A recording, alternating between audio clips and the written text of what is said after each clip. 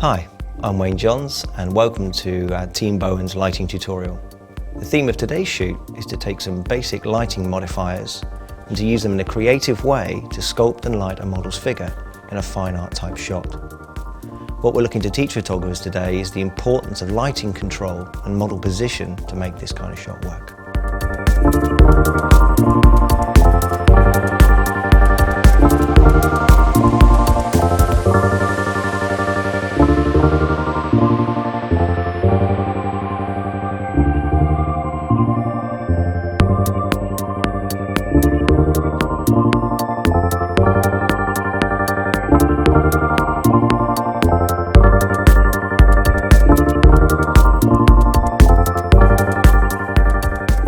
So for today's shoot, we're using two Bowens Gemini 500R heads, and they're both fitted with two Lumiere 40x100 strip boxes.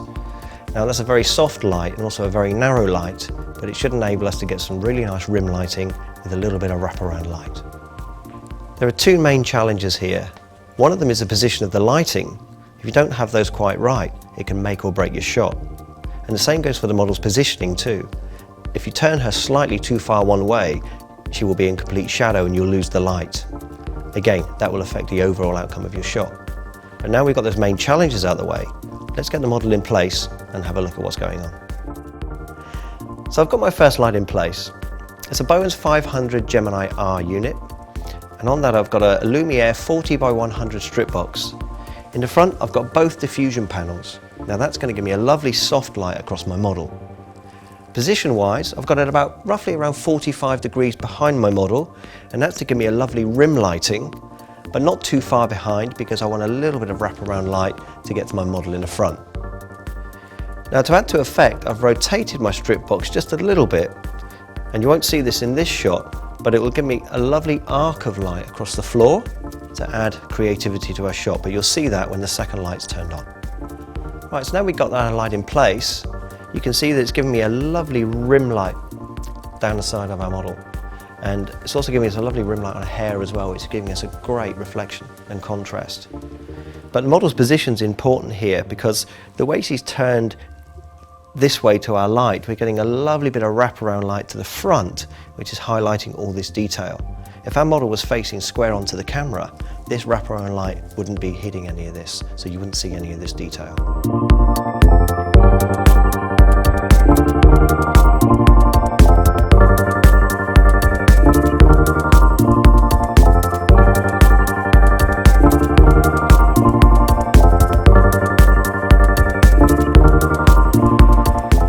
I've just put in the first of my rear key lights, and you can see that it's giving me a lovely rim lighting down the outside of the model's figure. Because it's a softbox, it's giving me a little bit of wraparound light, and because the model's facing that way, you can see that that light spills around the front just a little bit.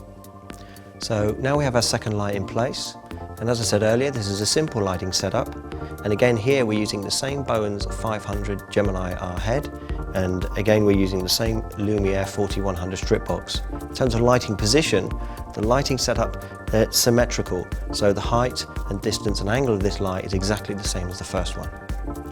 So now that our second light's in place, and as this is a symmetrical light setup, you can see that this light is also giving us the same rim light down this side of the model.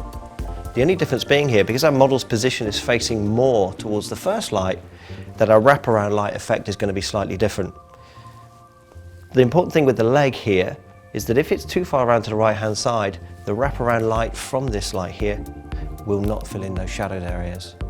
But if we bring this leg back towards camera a little bit, this wraparound light should just fill those shadow areas with a bit of detail, just the right amount. Now on top of that, now that this one's in place and turned on, you can see with the angle of these strip boxes, it's giving me that lovely arc of light across our background floor. So now that that's all in place, let's get a couple of shots going and see how it looks.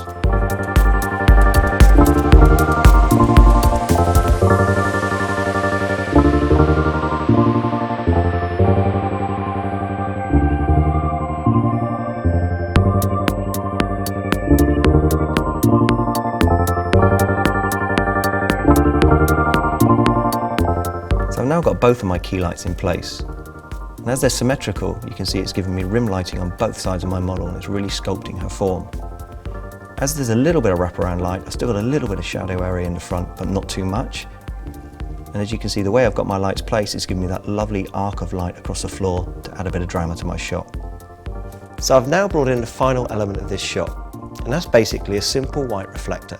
The purpose of this is to catch a little bit of this residual light from our flash and to bounce that light back into the front of our model where there is no light to lift those shadow areas. Now the important thing to remember here is how close or how far that reflector is to your model. The closer it is to your model, the more fill light it will give you, and the further away from your model, the more subtle that fill light will be. So now all our elements are in place. Let's get a couple of shots and see how that looks.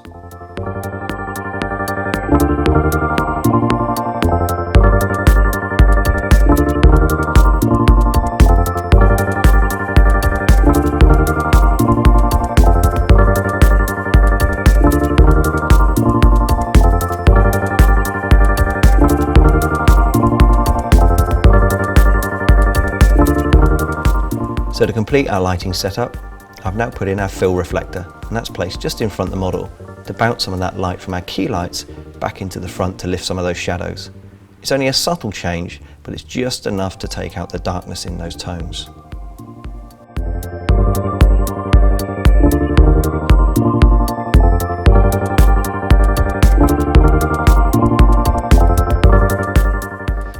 Well, that's our sculpting lighting tutorial wrapped up. I hope you enjoyed watching and I hope you learned something. Try this at home in your own studios with this lighting setup. Change them around a little bit to see what effects you can get. I just want to say thanks for watching, and don't forget to check back for more inspirational TeamBowens lighting tutorials, and I'll see you next time.